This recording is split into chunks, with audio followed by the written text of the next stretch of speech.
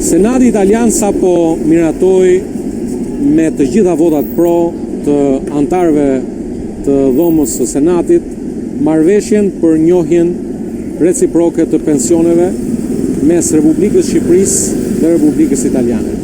Kjo është një ditë e rëndësishme jo vetëm për 450.000-500.000 bashkëdhetarët përfitues të kësaj marrëveshje, por është një ditë e rëndësishme edhe për familjarët e tyre kudo që ndodhen.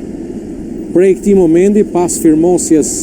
nga presidenti Mattarella, marrëveshja tani më hyn fuqi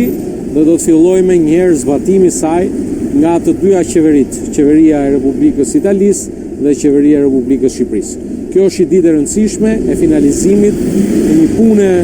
shumë vjeçare sa i përket materializimit të kësaj marrëveshje, dhe prandaj duhet i dërgoj një përqafim të gjithë bashkëdhetarëve tanë këtu në Itali, duke i falenderuar